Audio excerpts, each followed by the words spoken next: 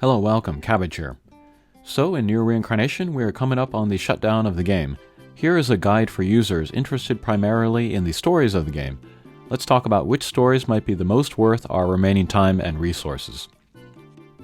I made a rough draft of this video, but that was before the release of Recollections of Dusk Argo and F66X, and before the release of 10H, and so this will be more of a final draft video.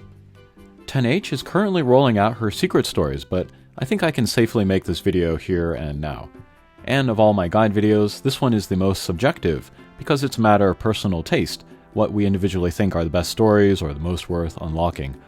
I'll share this video on Reddit as well. Feel free to leave comments here or there about which stories you like. Let's start with a new slide of Hina, Yuzuki, and 10H. This wasn't in my rough draft video. But these three I feel are the top priority for all users to see all their stories, because they have the greatest implications for the Nier universe. And then, to explain how these tables work, on the left I have a bunch of the story types listed, and then under each character I've graded them by number and color. The number is my recommended order we see the stories, from 1 to 4, or X if it doesn't matter when we see that particular story. And the color denotes how important I feel the story is, if it is must read in purple or skippable in green or blue. For the record, I love all the stories for everyone, but if you had to make a choice, maybe this guide can steer you. So in the main story, we are all going to see them all anyway, if we play the game, so those all get 1s. The Dark Memory stories are often supplemental, usually showing the past, sometimes showing the future or an alternate timeline, but they take the Lavender Cubes, the Zenith Brilliants, to unlock, which are very rare materials. Currently, they're handing out a lot of them. Get all of them that you can, and then I would say these three characters here are the top priority. You'll need 12 for each. Hina and Yuzuki's Dark Memory stories could have big implications on the Nier universe, possibly hinting at a future game, so they get a purple grade, while 10H herself is directly linked to the Automata story, so her stories automatically are essential or near essential. The secret stories, or hidden stories as they are called in Global, are the ones we pick up from walking around the map. We can focus on specific characters, walk around the map, and just pick up those. I highly recommend 10H's secret stories. It's hard to recommend Hina and Yuzuki's. Again, 10H's secret stories are currently being rolled out as of the recording of this video, but from what we've seen so far, they look directly related to the main story and Automata, and possibly future games. Then we have the character stories, which generally are just summaries of the main story, except for 10H. New story there, very worth reading. Also, there is a missable main story for 10H. I made a video on that called Overlooked 10H Pod 006 Story, link below. Okay, let's move on to the next table. These are half of the girl monster characters. Some differences here on the left with the categories. Instead of character event stories, we have the Recollections of Dusk stories on the bottom there. These are very, very important as they reveal the true conclusion of each character's arc. Unfortunately, it is a high hurdle to unlock them. We can see there is a color behind each character's name. This is the element we need to take into the Recollections of Dusk quests, so if folks were interested in seeing a character's conclusion, they would want to prepare costumes and weapons of that element. And don't miss the weapon and costume stories from the DM and RD quests. Interesting tidbits in there. Alright, finally, let's talk about each character. Leon and Demas are a pair, so if folks were working on unlocking the stories for one character, it would be very worth unlocking the stories for the other as well.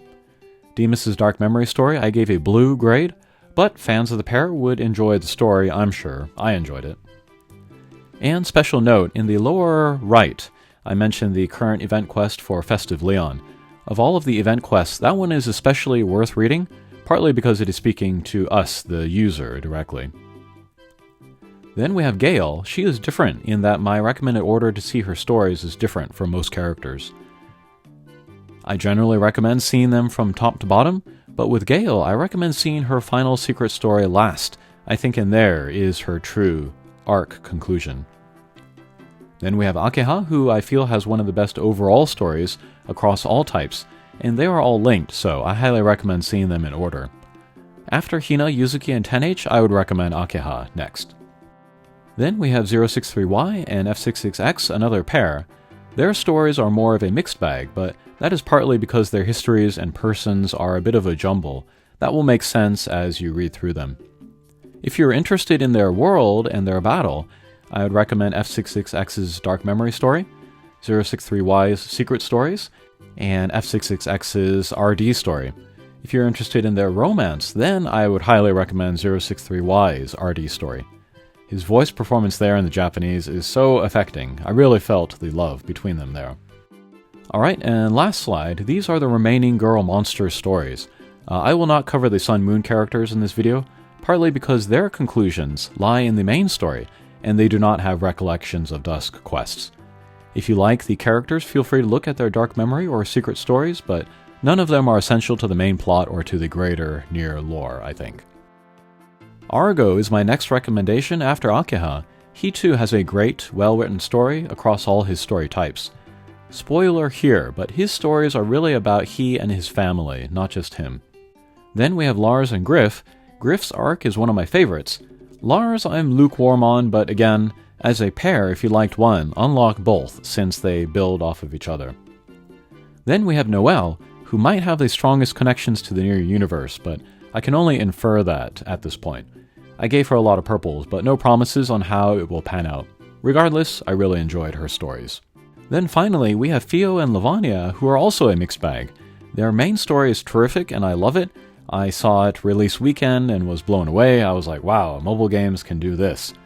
But all the side stories are seemingly unrelated and inconsistent. Until you see Fio's final secret story.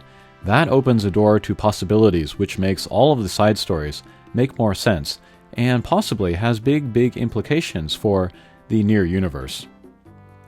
If you do work to collect Fio's secret stories, go through her map, Chapter 12 of Girl Monster, but at least one of her stories will appear in a different map. I forget if it's in the prologue or interval prologue, might be both, but look there if you can't find her next secret story. Okay, so those are my thoughts on which stories would be especially worth unlocking in Nier Reincarnation. Thanks for watching, and we'll see you again. Take care.